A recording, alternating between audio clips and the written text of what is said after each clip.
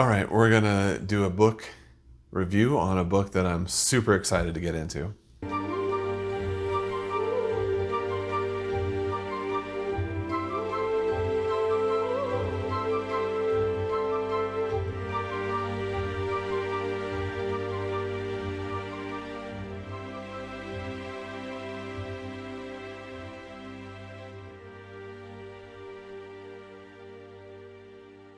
All right, guys, we're gonna be doing a review on Joe Abercrombie's The Blade Itself, first book in the First Law trilogy. I apologize. I think I got some hair in my eye. But anyways, yes. First book in the First Law trilogy. My hair, or my house, is covered in cat hair and animal hair. Just cat, dog, whatever. You know, we got them. So, why am I excited about this book? Because I loved it. Let's just say that. And what's funny is I had actually had this book on Kindle for years now. I've had it on my Kindle for years. And then I bought the book. I got it online, fairly cheap. And I thought, yes, we're going to read it. It's going to be great. I probably started it on my Kindle like 5 times and got through like the first 3 chapters a couple times. And then never came back to it each time. Well, obviously I came back to it, but every time I came back to it, I just wouldn't get any further. And I don't know why. But then I finally, I found it. Like I was in between books, and it came up as like one of the only audiobooks that I could get like through my library, like right away, like instantly. And I was like, why not? And while I have some complaints about the voice actor guy with the books, he's actually the reason why I kept listening. And it's because one character in particular, he just did amazing. If you caught the lisp, it's because I did it on purpose.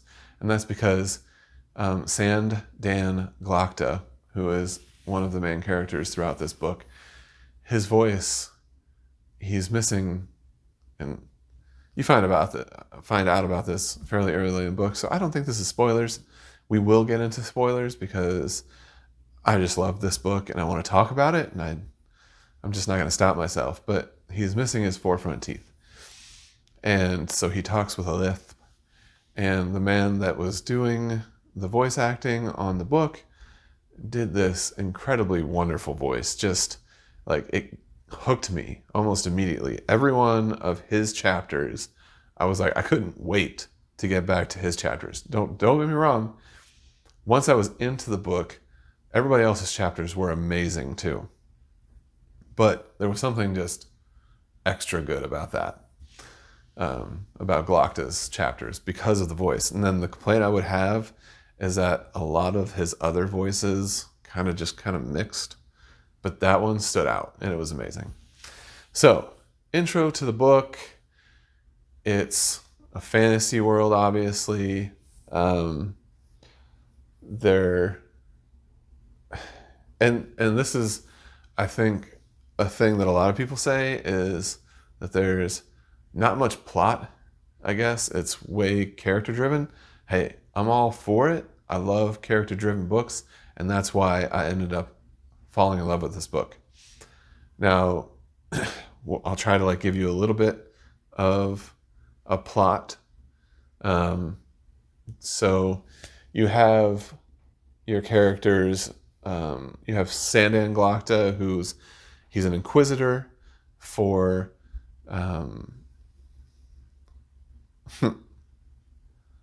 I can't remember what they call themselves right now. I don't know why. Is it the Inquisition? Well, right now, for some reason, I'm having a blank on what the organization itself is called. Maybe it's just called the Inquisitors or the Inquisition. that like brings a lot of wheel time back to my head, but it doesn't really matter.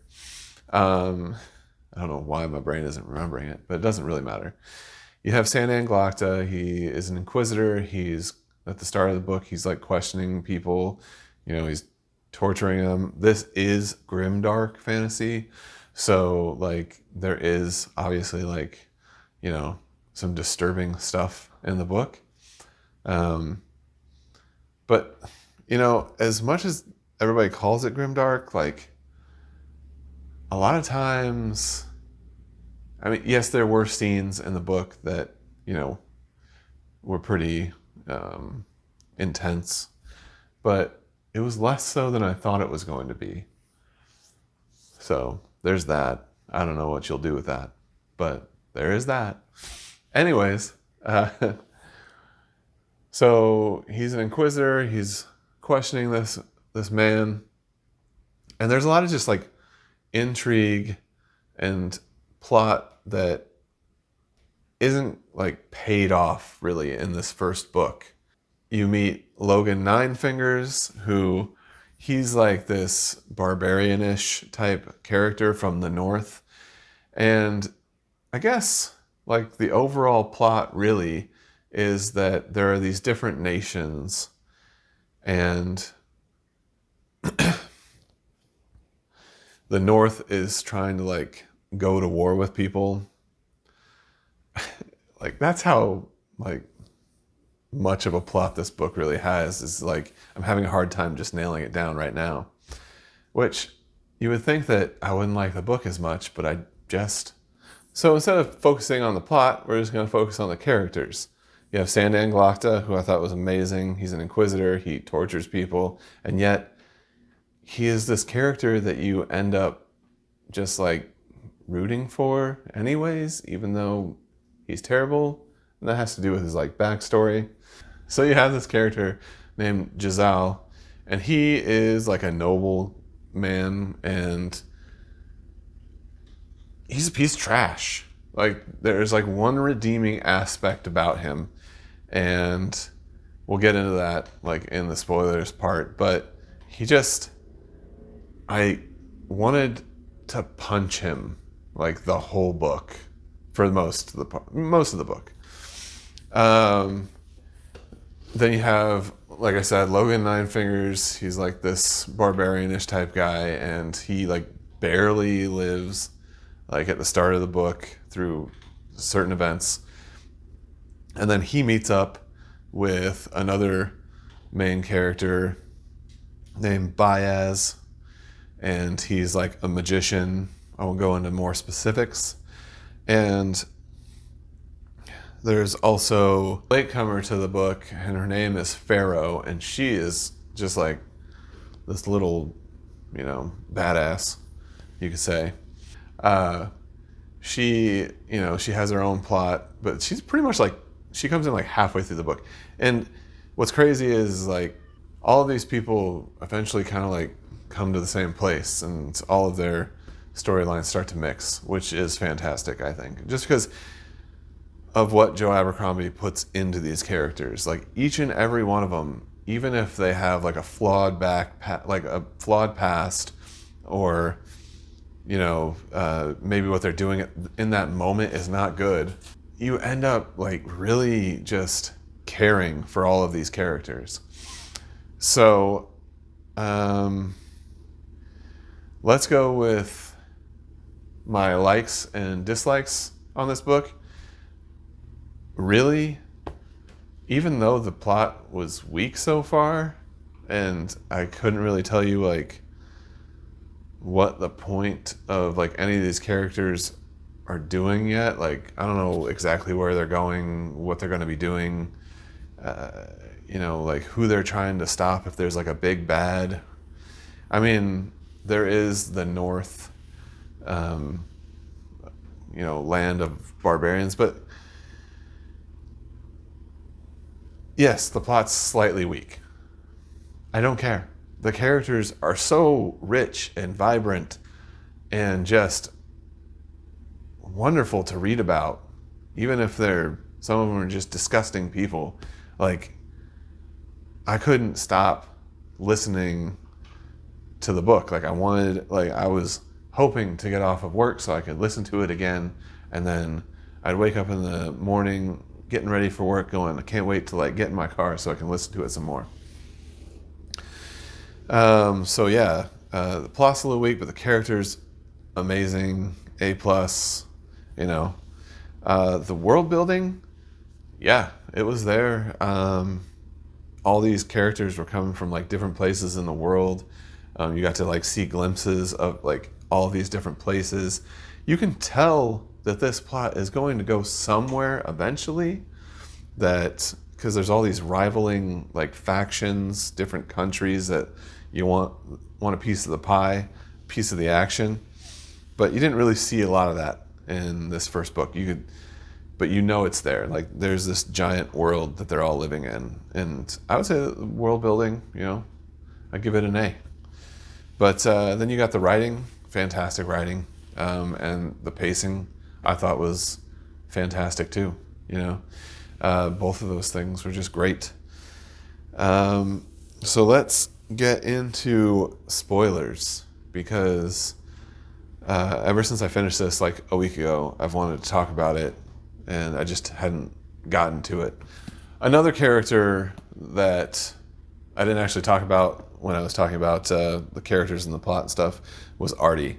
And she's the sister of another pretty decently big character, which would be West. I can't remember his first name right now. I just know that he's like a major in their army. And he's above Giselle. And my cats are going crazy because for some weird reason, every time I go to record, they decide that they need to come down here and go crazy. So they do. Anyways, so let's just get into like more specifics. Logan Ninefingers, like his character is decent. Like I like it, and I like it, and I like him as a character. And it's funny because like he's not even like a bad character to me, like because you only hear about his exploits in the past. You hear about how he like was in these battles with who, and I can't remember his name right now, the guy that eventually becomes the leader of the North, who isn't really a character in the book that you care too much about because he's off in the distance. Like he's a threat pretty much that's coming to like take over lands. But Logan fought for him, and he would do these duels, and I didn't really think about them much during the book. I just thought Logan was a pretty good guy. Like he was trying to be better apparently. And I was like, why? You seem like you're pretty good. And then you get to a part in the book where he is most likely gonna die. He's being chased by all these practicals, which are pretty much like these helpers of the Inquisitors, like Glocta. And they're chasing him. So the practicals are chasing Logan and Pharaoh. And they get backed into a corner. And then all of a sudden, Logan just snaps. Like, because you're obviously from his point of view and you're inside of his head. And this other personality takes over. And I don't know right now if it's literally just a different personality, like he has a split personality, or if it's something magical in him, because he can talk to the spirits, which hardly anybody can do, and maybe that's a certain aspect of this other person inside of him. Maybe it's magical, I don't know, but it was awesome. Like the whole fight scene after that, because this is a book that, like, I was literally yelling at it while I was in my car, and this was one of the parts, because they were getting chased, and then more people kept showing up, and more people kept showing up, and I thought, there's no way that Logan and Pharaoh are getting out of this situation, and then that happened. He snapped and like they call him Logan Ninefingers, they call him the Bloody Nine. He calls himself Logan. And then as soon as he like snapped and this other person took control, like he was talking like, I am the Bloody Nine. And he was like, you would come at me? Like it was Like I was like getting chills, and I thought it was amazing. So loved that part where he just like took out everybody as soon as he changed. And then when he like changed back, he was exhausted again. Like all the parts of his body that had been cut, or like maybe he like rolled his ankle, like had a sprained ankle or something like that. Like all those hurts and aches came back. So I have to feel like it can't just be like a split personality, because you can't just like, maybe you can. I don't know. You know, I don't know how it works, but I thought it was amazing.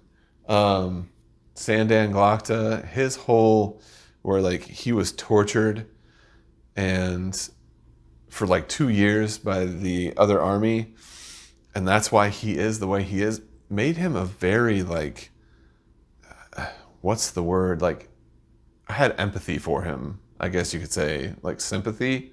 I guess not like empathy because I've never gone through that, but like sympathy definitely for his character. Like his whole body was a wreck because of what had happened to him.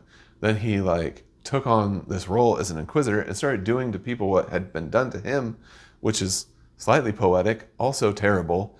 And he continued to do it, but the whole time he would question himself, why am I doing this? Because he was also a noble. His mother would have like taken care of him, and like I guess it was more like he needed to have something in his life that made him feel like he was doing something with it.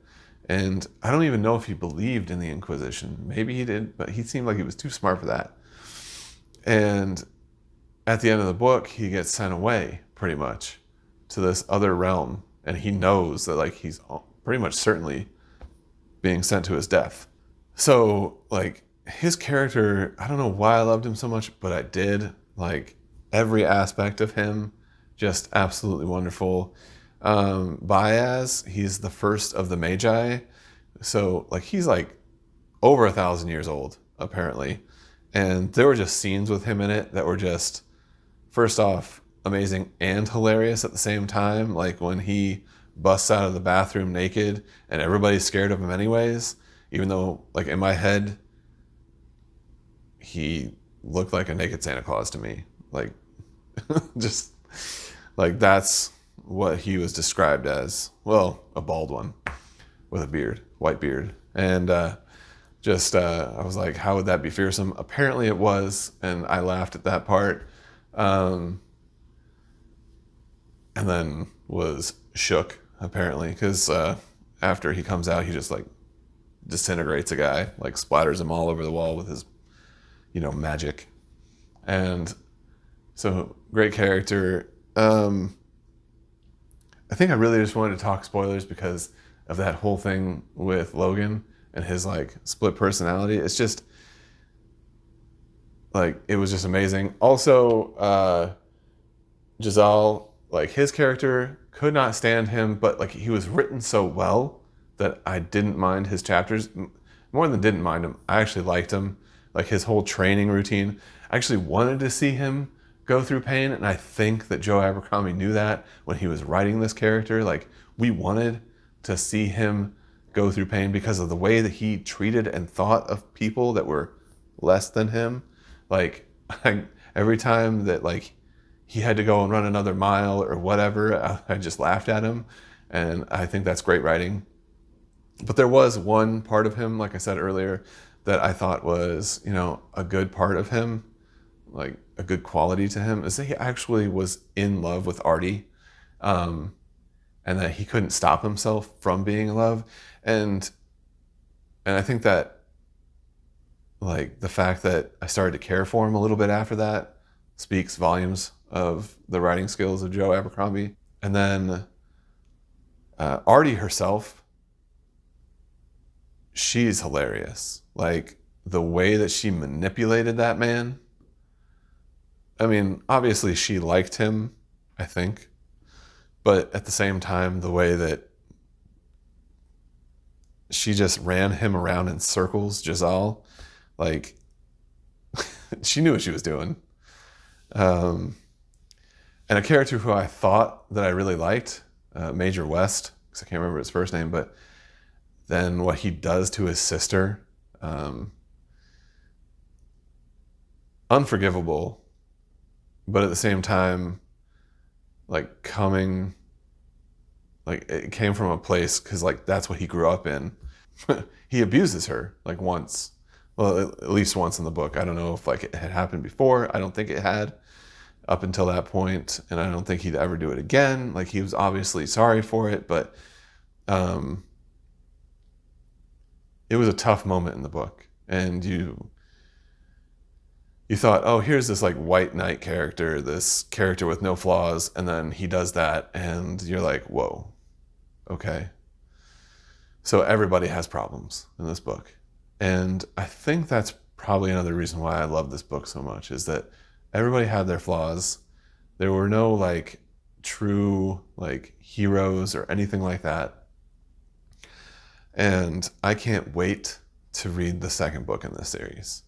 I hope you guys enjoyed what I talked about in this book. Oh, I guess rating is involved in this. I'm going to give this book, I'm waffling between 4.5 and 5. 4.5, 5, 4.5, 5. I mean, just enjoyment-wise, we're going to go with 5. I'm going to give it 5 gnomes out of 5 and leave it at that. Maybe the other books will get even better, and then I'll, go back and say this is 4.5, but I won't. I won't. It's 5. It's 5 gnomes out of 5. Loved it, and cannot wait to continue to read this series. I hope you guys had fun. Keep reading and have a magical day.